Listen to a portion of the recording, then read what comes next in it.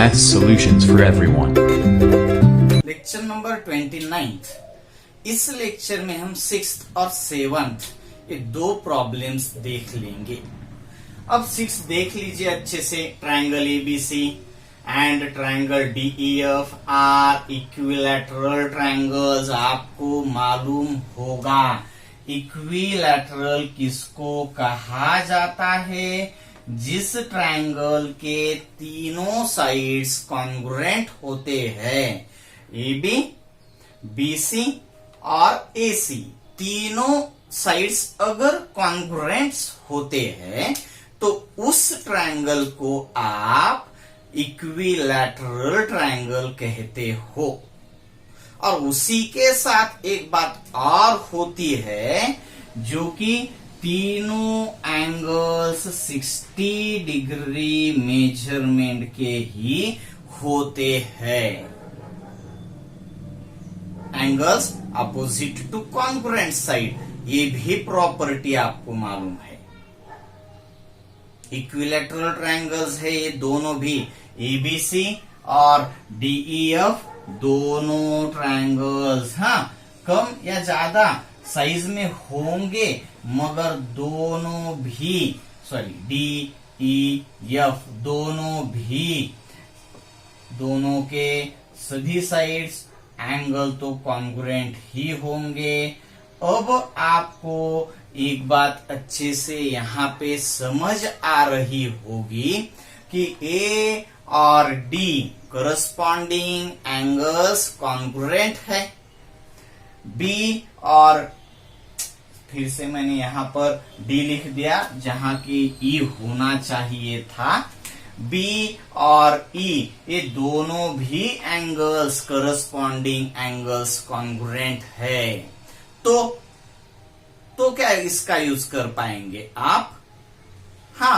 ये दोनों triangles similar हो जाएंगे by a test of similarity. और अगर दो ट्रायंगल्स सिमिलर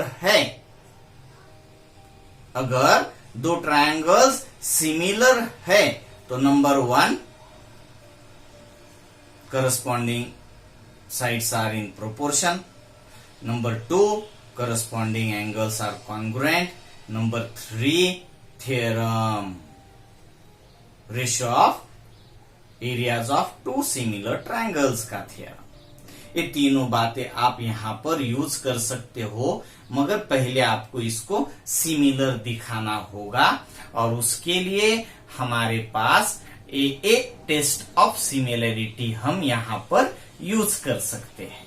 अब इफ दोनों ट्रायंगल्स के एरिया का रेशियो आपको बताया गया है, ए बी आपको मालूम है और डीई आपसे पूछी गई है, तो ये भी प्रॉब्लम 4th और 5th प्रॉब्लम की तरह ही सॉल्व किया जाएगा। मगर 4th और 5th में ऑलरेडी ट्रायंगल्स सिमिलर आपको बताए गए थे। यहां पर आपको उसको सिमिलर प्रूव करना है, उसके बाद हम आगे जाएंगे। ओके, तो चलो सॉल्यूशन में देख लेते हैं। Here triangle ABC and triangle DEF are equilateral triangles.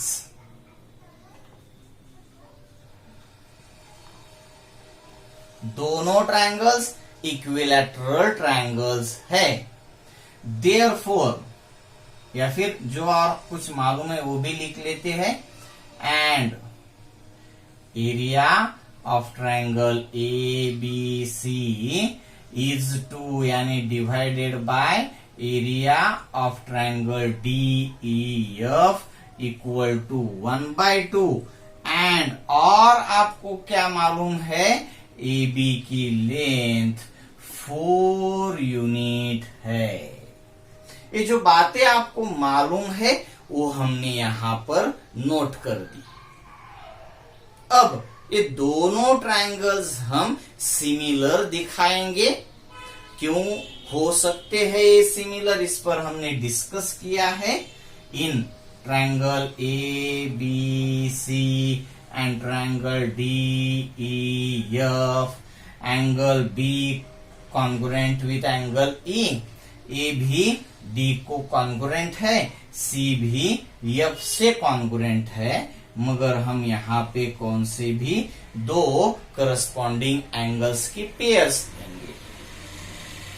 Angle ABC congruent with angle DEF, reason each 60 degree, दोनों भी एंगल 60 डिग्री के हैं।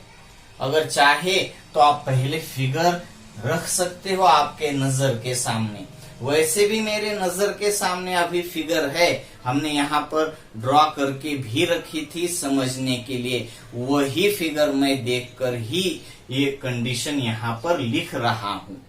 बी और ई को मैंने कॉन्ग्रुएंट दिखा दिया, अब ए और डी को दिखा देता हूं। तो एंगल BAC, आप अच्छे से फिगर देख लीजिए। Angle BAC is congruent with angle EDF, इसका भी रीजन होगा ईच 60 डिग्री, और देयरफॉर ट्रायंगल ABC और triangle DEF AA test of similarity का यूज करके सिमिलर ट्रायंगल्स हो जाएंगे। है triangle ABC similar with triangle DEF, reason AA test of similarity. अब जब ट्रायंगल्स सिमिलर हैं तो इन ट्रायंगल्स के एरिया का रेशियो उनके करस्पॉन्डिंग साइड्स के स्क्वेयर्स के रेशियो के इक्वल होता है। उस प्रॉपर्टी को ही हम यूज करेंगे bye theorem on ratio of areas of two similar triangle.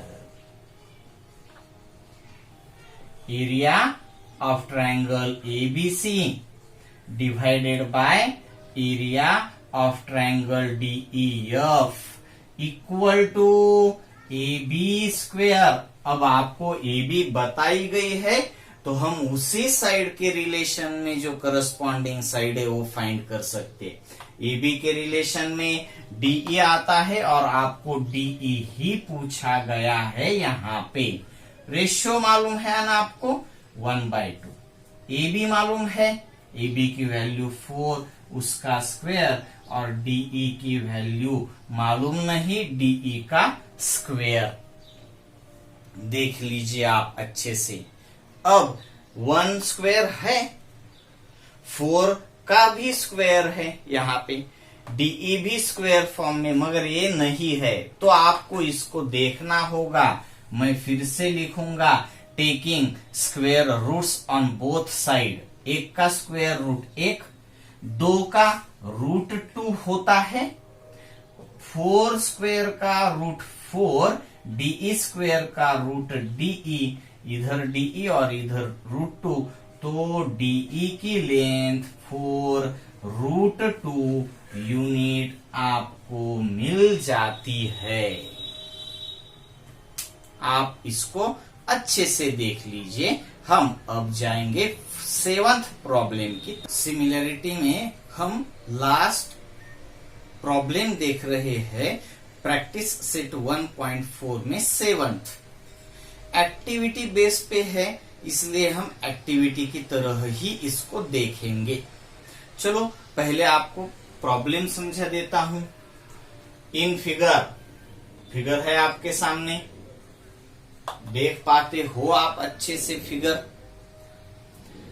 PQ parallel with DE, PQ जो है DE को पैरेलल है, देख लीजिए आप अच्छे से इसको। और इसको देखते ही जो बात आपको समझ में आनी चाहिए, अगर वो आती है तो आप आगे जा पाएंगे तभी। चलो हम उस पर भी डिस्कस कर लेते हैं, मगर पहले प्रॉब्लम को समझ लेते हैं। और क्या दिया गया है, एरिया ऑफ ट्राइंगल PQF इस जो स्मॉलर ट्राइंगल आपको दिख रहा है, इसका एरिया आपको दिया गया है जो कि 20 स्क्वायर यूनिट है। 20 स्क्वायर यूनिट है, सिंपली आपको दिखता है PQF इस ट्राइंगल का area 20 square unit. PQ parallel है DE को, यहां पे आपको चाहे तो BPT भी आपको अगर जरूरत पड़ेगी तो यूज कर सकते हो, BPT में हमने देखा है, मगर यहां पे अगर यूज करने की जरूरत होगी तभी हम करेंगे। आगे देख लीजिए, PF भी आपको दिया गया है, PF है 2DP, ट्वाइस DP। PF जो है वो DP अगर जितना है उससे दो गुना है PF। चलो अब ये भी आपको अच्छे से मालूम होगा। Then find area of quadrilateral DPQE, इस क्वाड्रिलैटरल का हमें एरिया फाइंड करना है। हाँ, एक्टिविटी के बेस पर है, मगर हमें खुद ही ये प्रॉब्लम पूरा सॉल्व करने को आना चाहिए। और किस तरीके से हम सॉल्व कर पाते हैं इस पर हमें पहले डिस्कशन एक्टिविटी देखे बिना ही करनी पड़ती है, तभी आप एक्टिविटी में जो फिल ब्लैंकेट बॉक्सेस है, ब्लैंक स्पेसेस है, वहां पे आप कुछ ना कुछ फिल कर पाएंगे। तो चलो इसको हम देख लेते हैं। अगर आपको इसका एरिया फाइंड करना है क्वाड्रिलैटरल DPQE का, तो DEF बड़ा जो ट्रायंगल है उसमें से आपको एक छोटा ट्रायंगल का एरिया सब्सट्रैक्ट करना पड़ेगा। सिंपल है, ये तो बात आपको अच्छे से मालूम होगी, आप देख पाते होंगे। अगर इस क्वाड्रिलैटरल DPQE का एरिया अगर आपको फाइंड करना है तो आपको इस बड़े ट्रायंगल में से इस छोटे ट्रायंगल का एरिया, जो आपको इसका एरिया मालूम है 20 स्क्वायर यूनिट, वो आपको सब्सट्रैक्ट करना होगा, निकालना पड़ेगा। और इसके लिए आपको बड़े ट्रायंगल का एरिया मालूम होना चाहिए। यहाँ पे आपको बड़े ट्रायंगल का यानी DEF का एरिया आपको मालूम होना चाहिए। यही आपके लिए बहुत जरूरी है। DEF का ही एरिया अगर आपको मालूम होता अभी, तो आप उसमें से PQF का एरिया सब्सट्रैक्ट कर देते और आपको इस क्वाड्रिलैटरल का एरिया इजीली मिल जाएगा। मगर DEF का एरिया हमें इस प्रॉब्लम में नहीं दिया है, तो DEF का एरिया फाइंड करने के लिए ही आपको कुछ बातें और ज्यादा समझ लेनी चाहिए। अब मैं इसको किस तरीके से देखता हूं, आप भी देख सकते हो। मैं देखता हूं कि PQ और DE पैरेलल है। अगर मैं आपको दिखता भी नहीं तो भी कुछ दिक्कत नहीं। ये दो लाइंस अगर पैरेलल है और उसकी एक ट्रांसवर्सल है, तो ये दो एंगल्स सही क्या है, क्या है, करस्पॉन्डिंग एंगल्स है। करस्पॉन्डिंग एंगल्स कॉन्ग्रुएंट होते हैं जब लाइंस क्या होती है, पैरेलल। और ये करस्पॉन्डिंग एंगल्स दो पैरेलल लाइंस और उसकी ट्रांसवर्सल के हिसाब से उसका यूज करके ही बनते हैं। अल्टरनेट एंगल्स भी आपको मालूम है, मैं नहीं दिखता तो भी कोई दिक्कत नहीं, आपको यहां पर देखना है।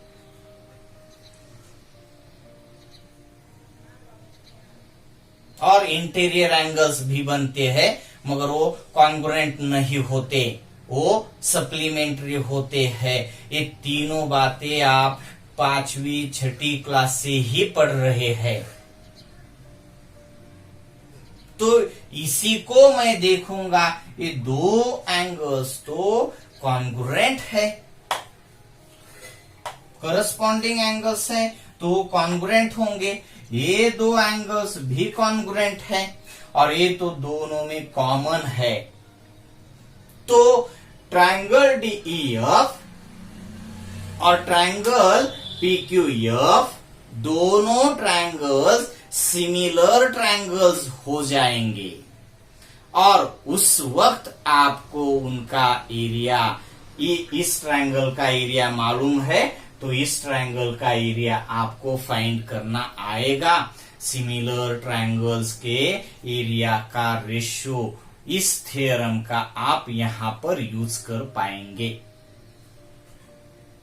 सिंपल है। अब हम सीधे जाएंगे एक्टिविटी की तरफ और वहां पे इस जो हमने डिस्कशन किया है उस बातों का वहां पे कुछ यूज होता है या नहीं होता है, इस पर भी डिस्कशन करेंगे। चलो, एक्टिविटी में area of triangle PQF equal to 20 square unit जो हमें बताया गया है वही है, तो इस पर तो कुछ हम डिस्कस नहीं कर सकते। PF इक्वल टू 2DP, इस पर भी कुछ जरूरत नहीं। Let DP equal to x, DP suppose कर लिया है। DP अगर x सपोज कर लिया है तो DP अगर x सपोज कर लिया तो PF कितना होगा? 2x होगा। DP अगर x है तो PF कितना होगा? 2x होगा। अब DP x है और PF 2x है तो DF कितना है? DP प्लस यहां पे क्या होना चाहिए? DF अगर आप देख पाते हो तो DP प्लस PF ही होगा और DP x है, PF 2x है तो DF हो जाएगा 3x। बहुत ही सिंपल, वेरी इजी है ये सब, ये बेसिक हो गया। अब यहां पे आते हैं तो ट्रायंगल्स ले लिए हैं उन्होंने। कौन से दो ट्रायंगल्स? FDE और FPQ ही लेना चाहिए करस्पॉन्डेंसी के साथ। F के लिए F, P के लिए D, Q के लिए E। और ये दो ट्रायंगल्स यहां पे सिमिलर ही दिखाने हैं। और किसका यहां पे हम यूज करेंगे? पैरेलल लाइंस और उनकी ट्रांसवर्सल करस्पॉन्डिंग एंगल्स, या फिर अल्टरनेट एंगल, या फिर इंटीरियर एंगल। तीनों में से किसका? करस्पॉन्डिंग का यूज कर पाएंगे। P और D करस्पॉन्डिंग एंगल्स है। तो यहां पे देख लीजिए FDE, एंगल FDE उसको करस्पॉन्डिंग एंगल कौन सा होगा? FPQ, एंगल FPQ यही है यहां पे ब्लैंक स्पेस, और यहां पे भी ब्लैंक स्पेस है। ये एंगल्स करस्पॉन्डिंग एंगल्स, रीजन मैंने यहां पर शॉर्ट में लिख दिया है करस्पॉन्डिंग एंगल्स। अब दूसरे FED, एंगल FED, तो एंगल FQP होना ही चाहिए। Angle FED congruent with angle FQP, reason corresponding angles. अच्छे से आप इसको देख लीजिए। अब इन दोनों ये दोनों करस्पॉन्डिंग एंगल्स अगर कॉन्ग्रुएंट है तो ये दो ट्रायंगल्स तो सिमिलर ही होंगे, जो यहां पर आपको एक्टिविटी में ऑलरेडी दिया गया है by a test of similarity. दो ट्रायंगल्स सिमिलर है। अब ये दो ट्रायंगल्स अगर सिमिलर है तो आपको मालूम है उनके एरिया का रेशियो उनके साइड्स के स्क्वायर के बराबर होता है। और यही बात यहां पर दी गई है। By theorem on ratio of areas of two similar triangles, area of triangle F D E divided by area of triangle F P Q, area of triangle F D E divided by area of triangle F P Q equal to F D square divided by F P square लेंगे हम।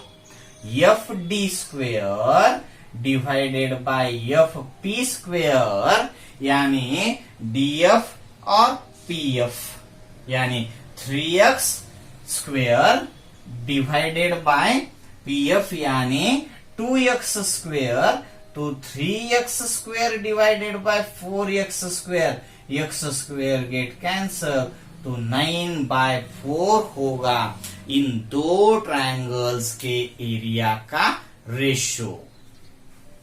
अब यहां पर आकर area of triangle F D E divided by area of triangle F Q P, तो मैं इस denominator में जो ट्रायंगल का एरिया है अपोजिट में देखूंगा। देख लिया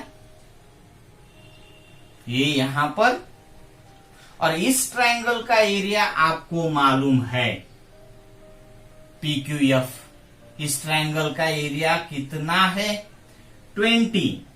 अब इसका कैलकुलेशन कर दीजिए, 4 5 9 5 45 स्क्वायर यूनिट, यानी आपको इस ट्रायंगल, बड़ा जो ट्रायंगल है आपके पास, इसका एरिया आपको मिल गया। और आपको इस छोटे एफ पी क्यू इस ट्रायंगल का एरिया ऑलरेडी आपको मालूम है। आप इसको अच्छे से देख लीजिए।